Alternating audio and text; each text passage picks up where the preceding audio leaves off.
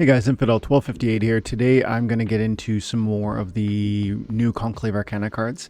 There is a bunch more that have been summarized on Hive blockchain, but then there's also I think some that have been posted in the context of Discord. So we're going to pop around. I'm going to do what I can to complete the current list of revealed Conclave cards. Now there are going to be 54 more released later on once the packs are actually opened, but I think 30 were totally released by the team before Conclave the pre-sale began, and so hopefully we're going to finish up that list of 30 today, and we've gone through more than half of them already. So if that sounds interesting, stick around. Otherwise, maybe check out the next video. Let's get into it. This is the revised or new post from Rapid SPS.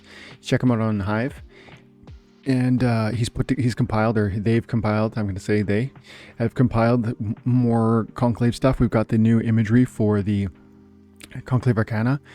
A couple of these I'm still figuring out. Resurgence makes sense. This looks better than it was. Reckless looks a lot better. The previous Reckless looked like more of a revival type, like coming around, a resurrection type imagery. Final Rest clear. Reveal. I don't know. It looks cool, but I don't know if I think that makes sense. And Bloodline Tribute. Yeah, that makes sense because that's the Bloodline imagery, and it's like passing it off. Painforge looks clear. Shapeshift looks clear. There's the Bloodline Minion. That's why Bloodline Tribute looks how it does. Looks pretty good. Mostly good. This stuff is hard. I get it. This stuff is hard and complicated to establish. We won't focus on cards we've already looked at. We have talked a little bit about Faith Bladestone and the Summoners, but I'll quickly say this was changed. It was Void Armor at first. They've now made it Void. And so that is a meaningful distinction that we should be aware of. That should change how we think of this card. Of course, it'll have impact on how it's utilized and how it's not. I think it maybe even speaks to or limits some of the functionality or the positive impact that would have come to some of the cards. Like for instance, Exploding Dwarf is a card that I love, and I've talked about it, the connection here, but it only has one hit point. So the Exploding Dwarf right there, it has one hit point. One hit point, I mean, pretty much is still going to die, even if it has Void. Now, maybe it's going to, with Silence, it's going to be able to, you know what I mean? Like there's ways that's possibly not true, but I'm saying mostly that's just not enough hit points. And so I don't know that really is going to be implemented in the ways that I might have thought before because of this change. So Void Armor would have been better. Void is a bit of a demotion, but I guess the testers found that was the necessary choice. The armor is a nice thing though, and even with that Exploding Dwarf. Gorgus, the Endless with the Orc, the Enrage is going to be really powerful. Some of the most powerful orcs will be those melee monsters that are going to have Blast.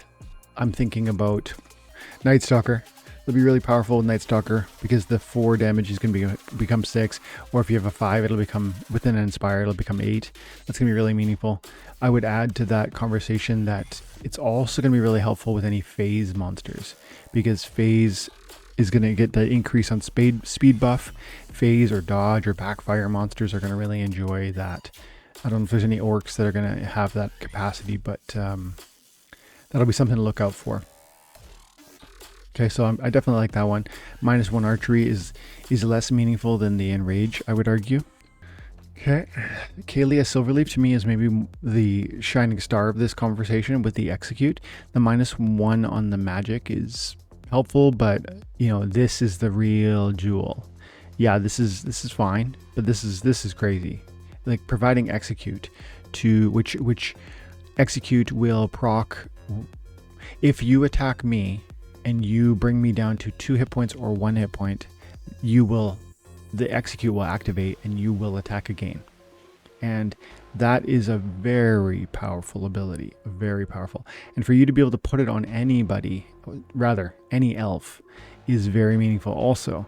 And there's a growing list of elves in the game, and again, cards with Blast will be really great partnerships with that. Cards with Piercing will be really great partners with that. High damage monsters of any variety will be really great partners with that.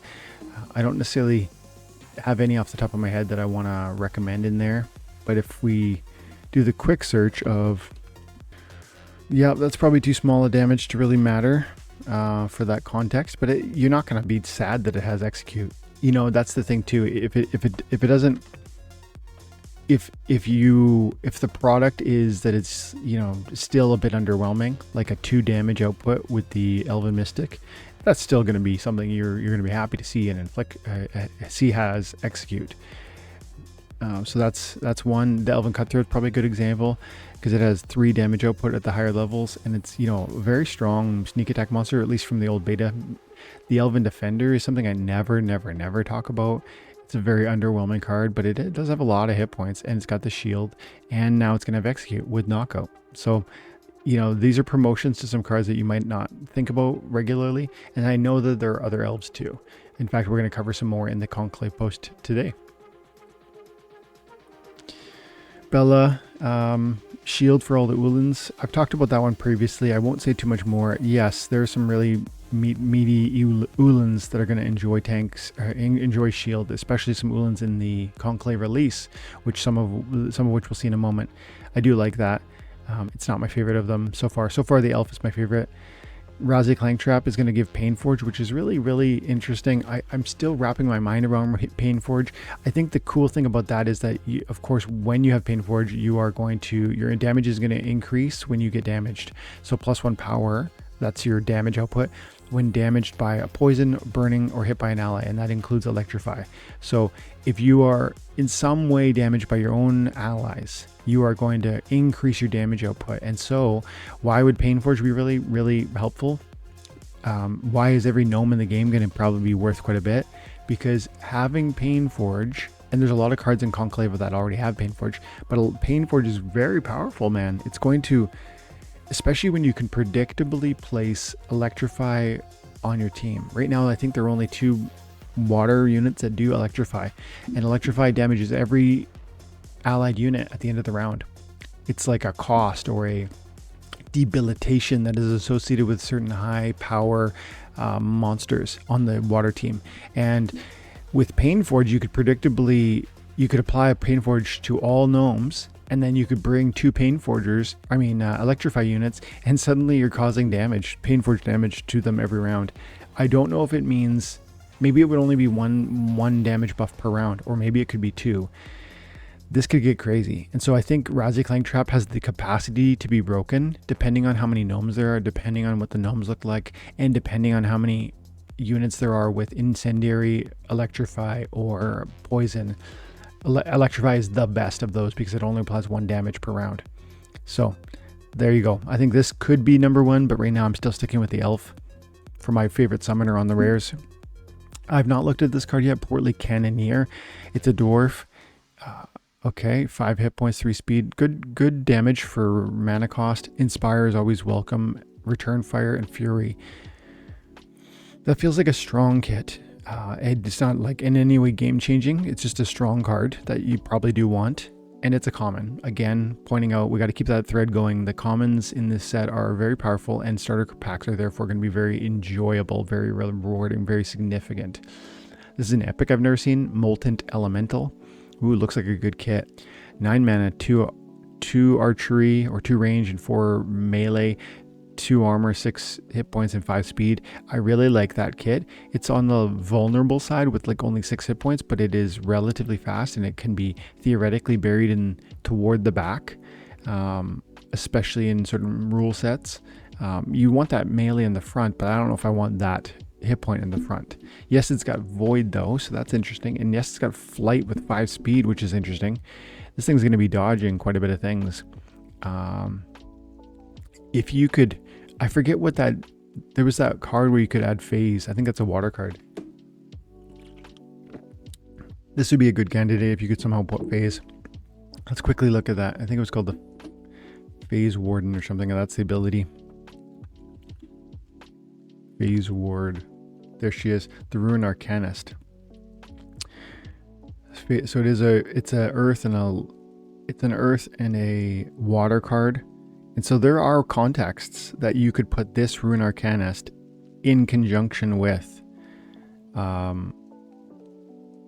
this card, because it is a fire card, The Rune Arcanist is an earth card. Earth and fire play together with squirrel. And so the Molten Elemental with 5 speed, flight, could have phase, and then you could bring a blind. This could be then a pretty meaningful tank. Now, it has close range, so that Ultra Archery will fire from the first. It has Silence, which goes so well with the Void. It has Trample, which really helps at the 4 damage. I think that's a move. I think this is an Arcanist buffer.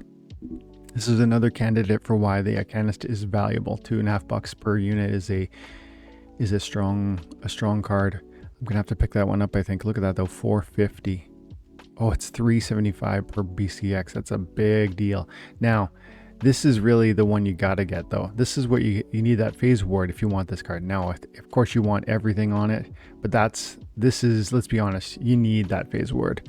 And there's one right there, which makes me want to activate. I'm probably gonna buy that today. But let's go forward. Cavewise Wayfinder. I think I spoke on this one already, or at least I've seen it before. But let's just quickly say, Ambush on level 1. This Smile was was rebranded later. So that was called Reckless. I think Reckless now looks different, right? It does.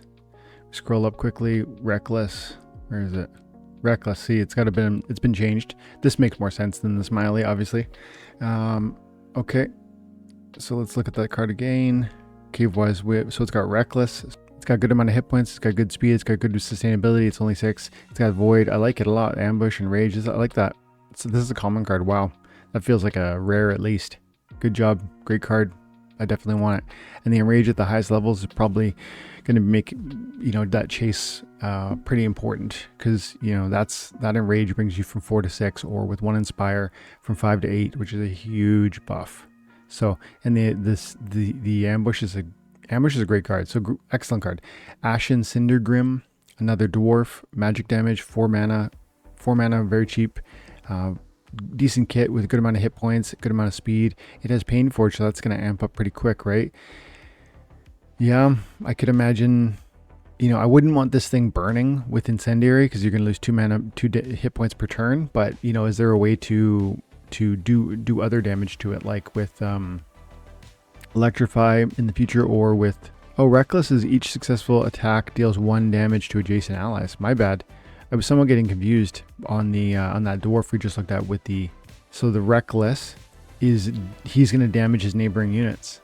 And so that in conjunction with Ashen Cinder, you're going to buff this guy's damage. Now you're going to chip away at his own hit points. But you could put him beside him, and then Ashen Cindergrim is going to get Painforged up. First round 3 damage, second round 4 damage, etc. And he's an opportunity magic monster, which is pretty cool. Another great common card.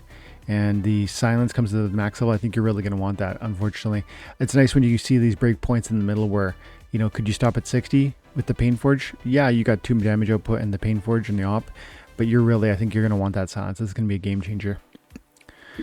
I talked about Giraffe already. I talked about Flame for Hire, Forked Tongue, Blaze Beard. Talked about Zargul, Archer Choi, Runic Sky Chonk. This is a new one I haven't looked at. Stampeding Calf, another Uland with 3 damage for 3 mana, 6 hit points, 3 speed, and super cute little face. It's got Charge, so he's going to be able to fight from the back line. This is a great little 3 mana commoner. With the Weekend too, let's go. And Thorns isn't going to bother him. I love that. I love that for him. I like that card a lot. It's cute, and the kit works. Like, it's synergistic. The reflection with the melee, with the charge, Thorns aren't going to aren't going to be a problem for him. Plus the Weekend's always nice.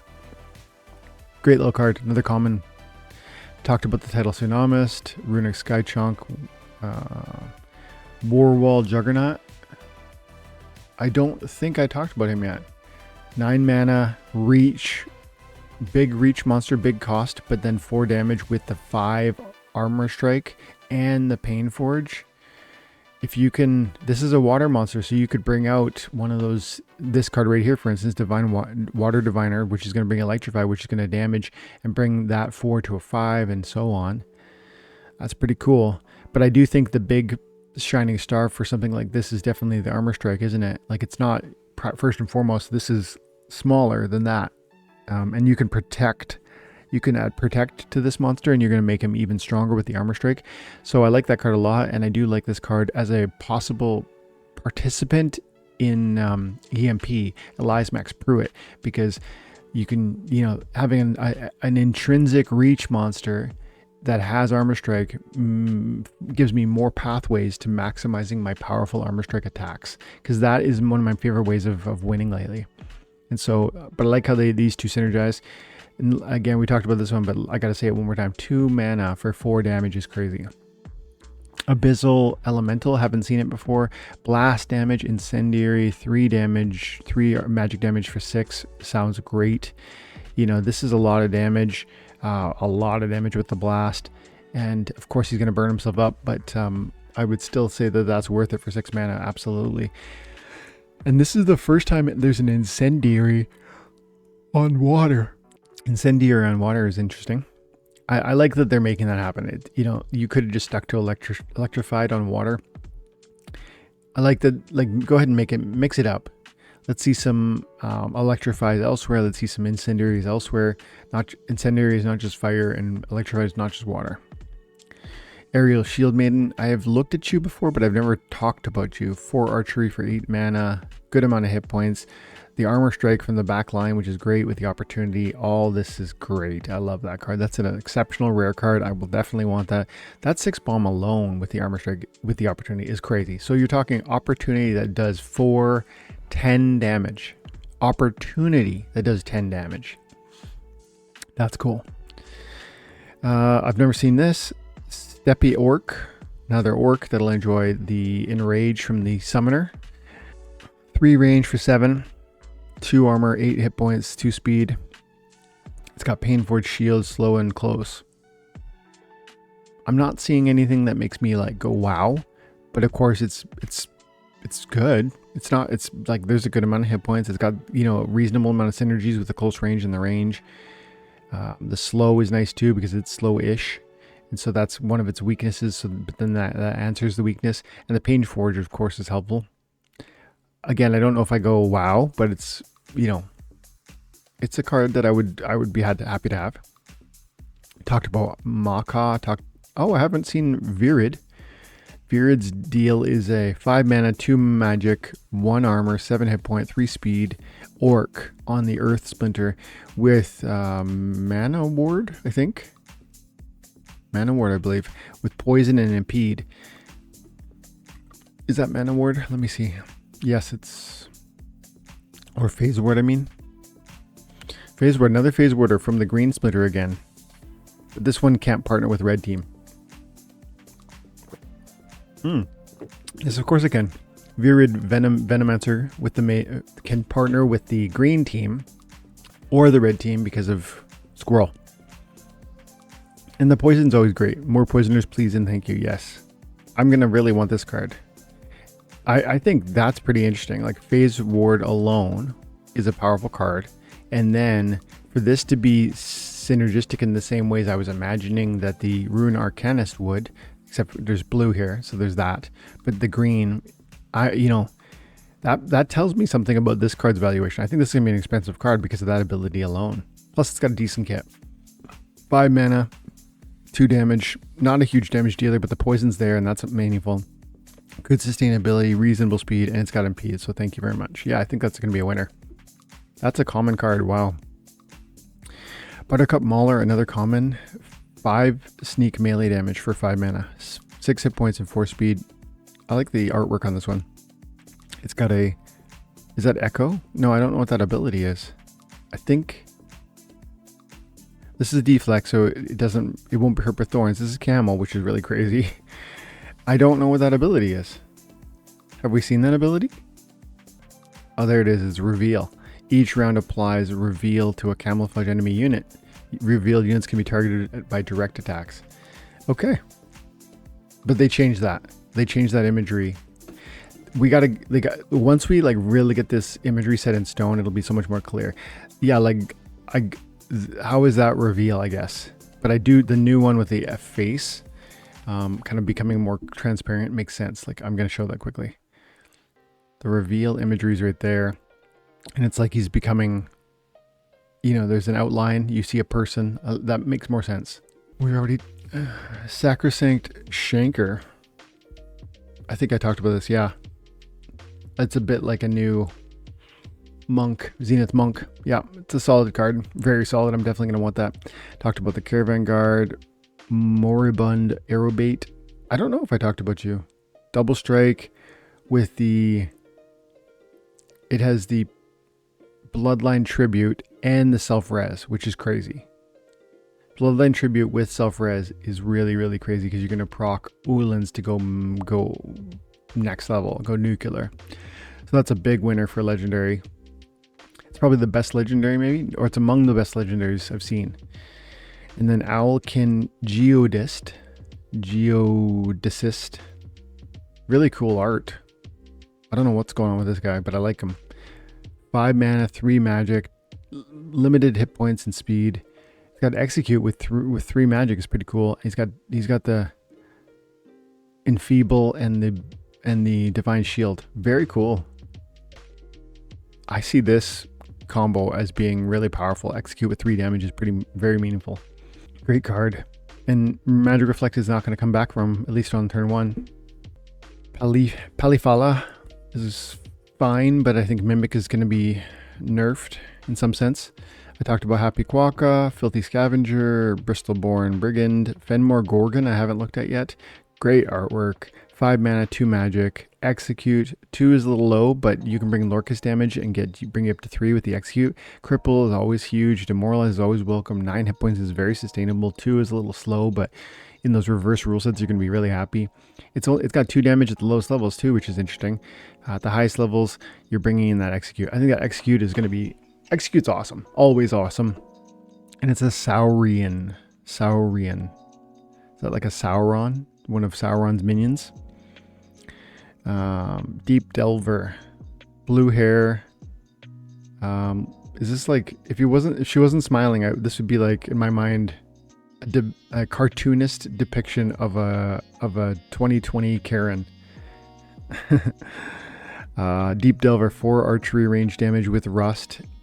I forget what this imagery is. Oh, that's the Corrupted Healing, which is a very powerful ability. And you're telling me Death has 2 Corrupted Healers? Yeah. That's good, man. That's real good. And then it's got Deflect Shroud, which... correct me, I think puts Deflect on its neighboring monsters. This card is powerful and it's a rare. Now the 4 archery or range damage is not, it's kind of like, yeah, it's good. But like to me, this is the crazy thing. And then this is really helpful. And of course, Rust is always helpful because, yeah, so it's synergistic because Rust works, taking away your armor is going to help out the range damage you're doing. This is the big shining star of what this is though. And it's a gnome, so you can bring it in with... Oh, well, the gnome's Archon was the Death Summoner. So, either way, this is going to get Painforge also, because it's a gnome on the Death Splinter. Interesting. I guess that's going to become a... Yeah, this is a great card. Another rare. Wow. Already talked about the Umbral Elemental, Thragoon... Thragha? I think we could probably... Huh. Okay. 4 mana. Okay, hang on a second now. Thragha, the female, has 4 mana for 3 damage and Painforge with Void and Taunt? No. Okay, goodness. That's not Taunt. That's, is that Taunt? That's Flank. My bad. Flank. So you got Flank. What do I think about that? It's got 9 hit points. It's got Void. Sure. Especially in Little League. And it's got Life Leech too. Cool, man. I like this card. There's not a lot of Life Leech. Okay, this is a Death card. I thought this, for some reason I was thinking Fire. But yeah, it's Death, and so there is a lot of Life Leech on Death. I like that though, man. Interesting. You could... I don't know if they're brother-sister or what. They're probably brother-sister. He would work well behind her, but I would say... because of her flank, you're going to want to imagine other partners with her, because flank enables things that were not possible before, putting reach on people that didn't have reach, and that's where victory starts happening. Ferris Brewer. This is the lowest version of it. That's too bad. I actually saw the biggest version of it, so let's pull that up. Ferris Brewery right there. 3 damage for 4 mana. Charge. True damage, I think that's called. See, I'm having to bounce around a lot here, guys. I apologize, but I'm almost done. The sword. The sword. Relentless strike and relentless strike. Is that the one that hurts my own opponents? Attacks deal true damage. Okay. So his attacks do true damage, meaning 3, not 2 if there's a shield. And he's a little vulnerable. He's a little slow, but he's got immunity, which is great. True strike and charge for 4. Quality. It's a fine card. Not anything special. That doesn't feel epic in my opinion, if I'm being honest, compared to some of these other cards. But yeah, looks solid, desirable. Last card to look at, Half Shell Seer. 5 archery for 4 mana, great payout. Good resiliency, good speed, and it has that one ability that hurts other, it's called Reckless I think now, and it hurts its opponents, I think. Is that the one? Yeah, Reckless, it hurts its neighbors, so that's going to proc Painforge, which is great. So this is a great card too, another rare winner. I'm going to leave it there, guys. Thanks so much for your time and attention. Have an amazing day. God bless.